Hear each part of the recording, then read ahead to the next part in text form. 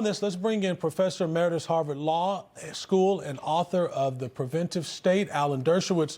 Alan, thanks so much for being with us, my friend. Happy New Year.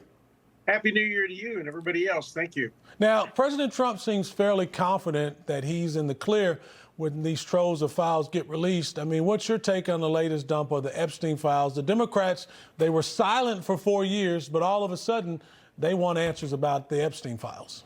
Well, I've seen a great many of the things that have not yet been released because I was one of Epstein's lawyers and I also had a lawsuit. So I've seen a lot of material.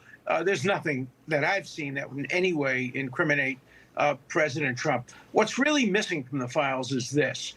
There are a lot of people who call themselves survivor victims. They're not. They're people who never met, like Sarah Ransom, who claims that she had videotapes of Donald Trump, of Hillary Clinton, of Bill Clinton, of others having sex with children. Ultimately, it was proved that she made up the whole story. She didn't have any tapes. Or the woman who's the star of CNN every single day, Maria Farmer, who claims to have been Epstein's first victim. But in the letter she wrote to the FBI, she didn't even say she was a victim at all. Yeah, that's right. She was touched or abused or in any other way. Well, you're right, Alan. Let me jump in here. You know, the president has said all along that this is the Democrats' issue and this is their problem. And as more files come out, it always seems to point back to the Democrats. But in the last 24 hours, something even more disturbing has come up, and that's Jeffrey Epstein's disturbing Amazon purchase history, which has been released. Now, it includes, you know, schoolgirl uniforms. You know, what do you think this says about this pattern of pedophilia that seems to be, you know, at the heart of this investigation to start with?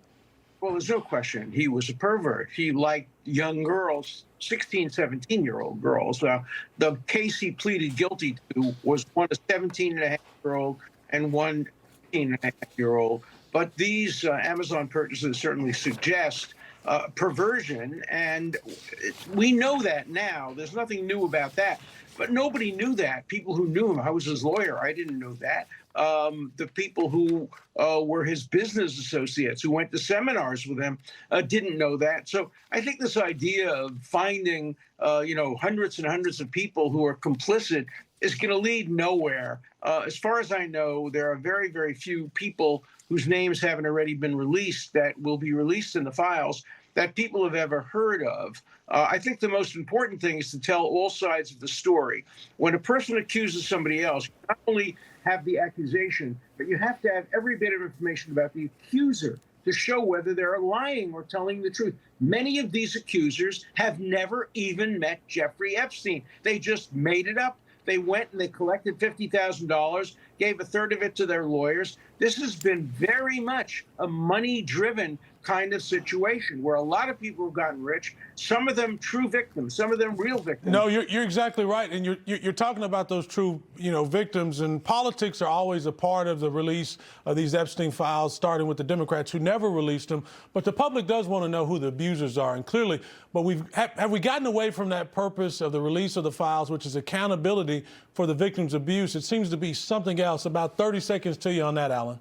Well, we have to know whether they're real victims. Real victims should get justice. But people who have made up stories and gotten money for made up stories, they ought to be prosecuted as well. We have to see both sides of the ledger.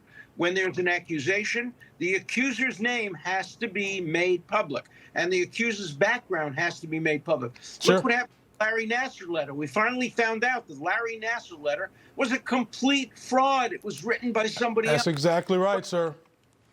No, you bring up a good point, Alan. It's always a pleasure to be with you. Unfortunately, we're out of time. We could talk about this all day, but ultimately, I don't care if anybody's, political affiliation. If they've harmed children, they need to be held accountable.